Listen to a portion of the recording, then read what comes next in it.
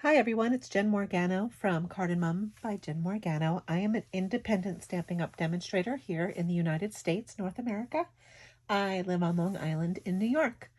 Thanks for coming today. We are going to be making this project, a beautiful daisy-filled birthday card, using the new Fresh as a Daisy suite from Stampin' Up! It's available now in the new annual catalog. It is on page 110 and 111. Comes with some really gorgeous designer series paper, some really nice faceted gems, and some really interesting colors that work so well with this. I'm talking these up. We're not even going to use them today. But it's really nice. And the stamp set, I have done a few projects with these already. You might have seen them on my blog. Beautiful photopolymer, two-step stamping, daisies. You got You Made My Day, Oops a Daisy, which is adorable, in case you need to send a card for someone that might have had a little accident or a mishap. Brightest Birthday, which is always a popular card to send, and then a nice friendship sentiment. You can build these pieces using the stamp set and the coordinating dies. Today on the card that we're going to make, we're just actually going to use the die cuts. We're not going to do any stamping when it comes to the flower except for that centerpiece there. So we're going to be using the Cheerful Daisies set, the coordinating dies. I made a photocopy of them so I can remember where to put them on my page. You ever try and fit those back in? So we're going to be using those dies. I've done most of the cutting before recording, so you don't have to sit through that. And then we're using this little hidden gem that I found in the back of the catalog. Let me see what page they're on so I can send you on your way. Where are we? In the back of the catalog, starting on page 161, we have our die cuts. And a lot of these coordinate with stamp sets that we have. So you can see this country wreath, which came out in the last holiday mini. It'll tell you it coordinates with this stamp set. Some of them don't coordinate, like this cracker treat box. This was another hidden gem that I found last year. The deckled rectangles I found last year. So they're back here, and they're definitely used in the projects that you see in the book, but because they don't have a coordinating stamp set, you might miss them. Well, going through looking, because I learned my lesson last year, I found these patchwork pieces. So take a look at these. It's two little dies. Let's see how much they measure. They measure a little bit over, so 3 1/4 by 4 3/4. Okay, so you have this wavy one, and then you have this starburst one. And what that does is cuts these little pieces that will fit into a larger rectangle and gives you lovely stitching along those edges. I've seen samples using these so far where everything butts up, so it is this big. But then I thought it might be fun to separate them a tiny bit and show off a piece of cardstock in the background. And that's just what I did with this card here. I'm using the Daisy DSP that comes with the suite, and I will show you if I can get going here. Oh, did you hear me drop something? No, you didn't. Here it is. Here's my envelope full of supplies for the card. So I took a piece of the designer series paper, and then I cut it using that wavy die. So you get all these pieces, and if you can see, kind of have that stitched border. I don't know if you can see it on the video. I can see it because I'm right here. So let's put this card together. It's pretty straightforward. We're going to start with our garden green card base. It is 5 1/2 by 8 1/2, scored at 4 1/4 down the middle. We'll just give that a nice creasy ladoo.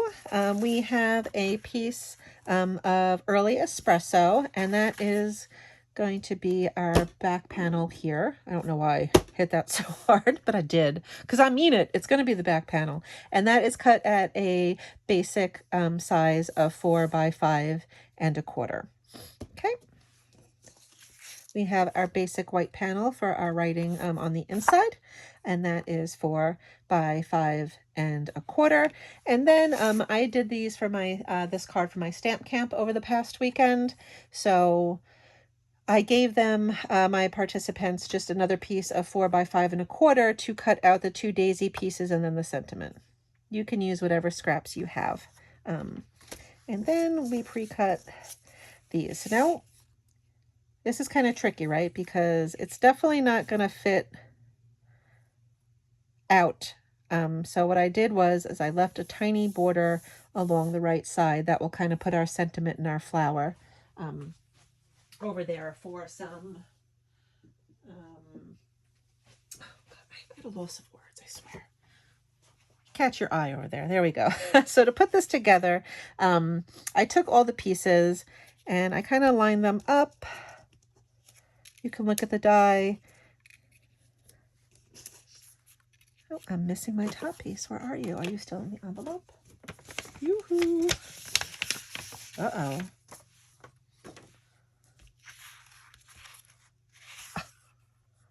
How am I missing a piece? Why? Because I'm recording. That's why. Let's see. I have a few more samples over here hidden off camera. So let me find a separate piece here. I will lift it, and then when I'm making this later on, I'll be like, hey, how come I don't have that piece? And then you can remind me. Probably fell on the floor or something. Here we go. That little top sliver. Okay, so back at it. Here we go.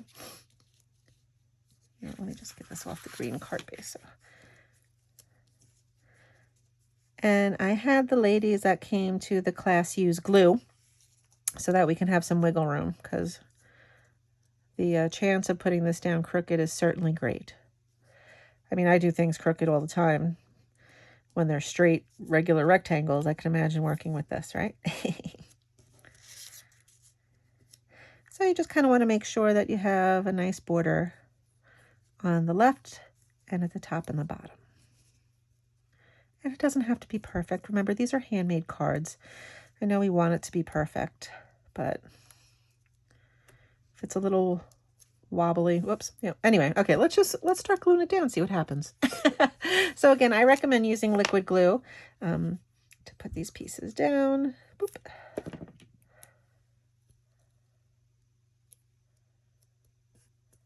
Okay, here we go.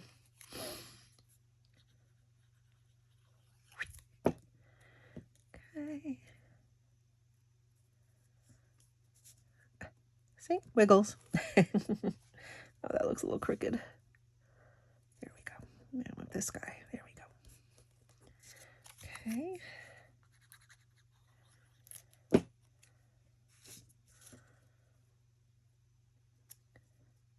Again, if it's crooked, if you finish and you're like, oh, I don't worry. I mean, there's nothing ribbon and embellishments can't fix, right? If you don't like where it looks in one part of the card, just add some bling on another part and people will train their eyes there. I think. Oops. Wiggle, wiggle, wiggle. Wiggle, wiggle, wiggle.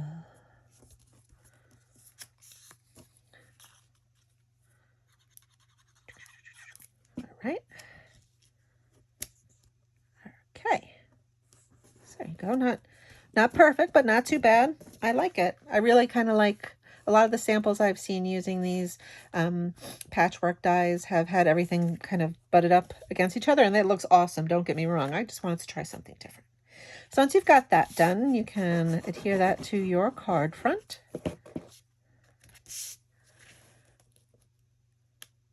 Oh, now that I see it does look like it's a little crooked there, but no worries, because we're going to put a flower right here. We are. So I cut out the outline piece of the daisy, and then this more detailed piece, you can see it has some indents in there. Give it the full-on real-life petal effect. So you're just going to want to line it up. Make sure that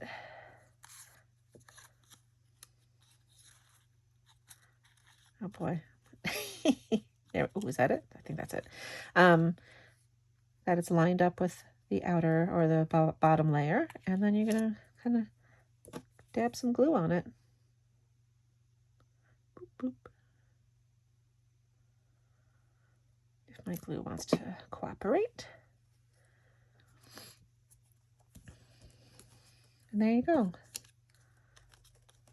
Now I had cut the middle part out in some Daffodil Delight, but I'm stamping in crushed curry just to make it a little bit darker. And here's that stamp that goes with this. You could also stamp it first and then cut it out. That's completely up to you. I'm just trying to save some time on the video because I know you want to see the card, not me running things through die cutting machines. And then you'll just glue that there. Okay. While we have the crushed curry out, we can take our inside panel, the 4 by 5 1/4, and then I have this daisy piece, and we can just stamp the top and the bottom for some nice little, just something nice on the inside, and we can glue that on in.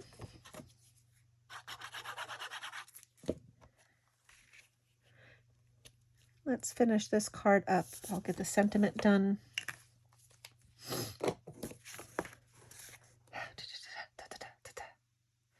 I need a piece of white here. Good thing I'm always swimming in scraps of white paper, right? So we're going to use Wishing You the Brightest of Birthdays, and I'm going to stamp that in Early Espresso so it matches the back, pulls that in all together.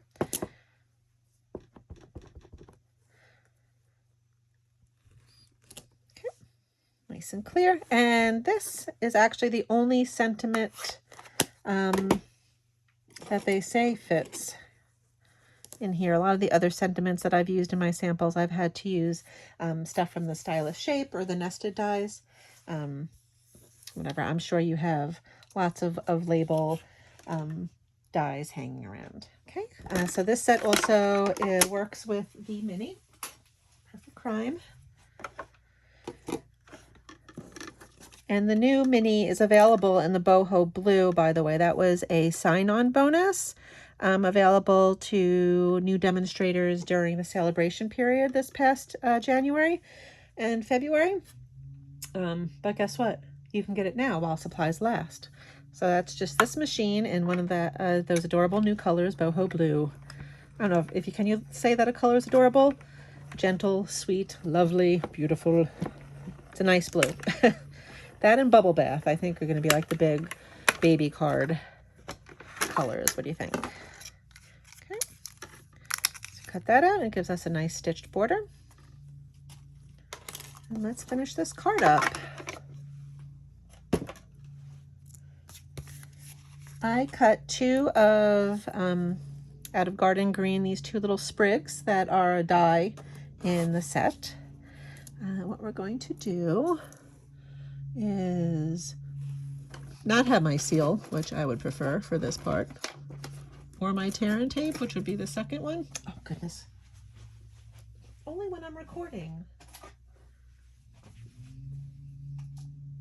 Do I have a seal? Oh, I have a Stampin' Seal Plus. These things aren't going anywhere. Just run some seal across the back of your daisy and then put those sprigs where you think they'll go. Get some dimensionals.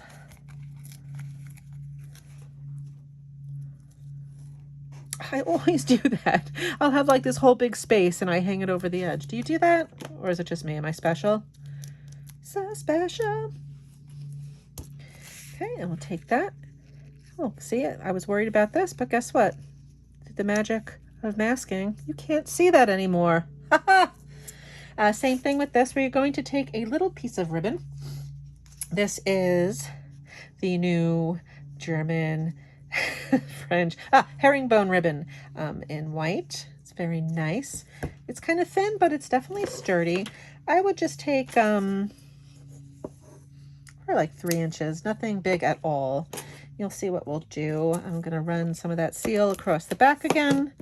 Then I'm just going to fold it in half. kind of go like that so it has a little tail, and then trim it. Boop. Do that a little bit. Oh, goodness gracious. Just a little something hanging out there. Then with dimensionals,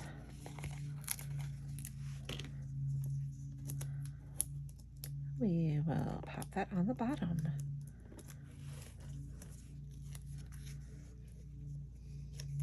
Oh, I have to say, maybe you want to do a little bit longer because that looks better. Okay, so do like 5 inches and then you'll get those nice tails.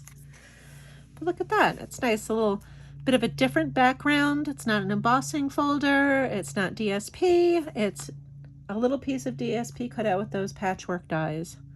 And I think it is really a fun and great different way to use that paper. There you go. Thank you so much for joining me today. I hope you enjoyed this project. If you did, there is a subscribe button. Yeah, the red one down there. Please click it, and then you can get notices every time I do a video. Trying to do more. Bear with me. Those kids, man, they're all like, we have activities. And you know, they sort of kind of come first.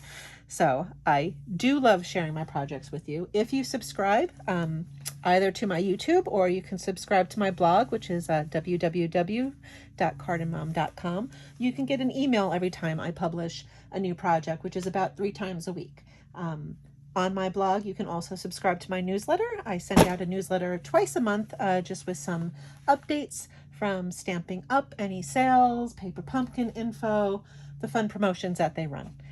I will put a link to the blog post that goes with this in the description, as well as a link to all the items that I used. I certainly hope you enjoyed this. I hope you get to do something crafty today, because I just did, and it felt great. Bye, guys.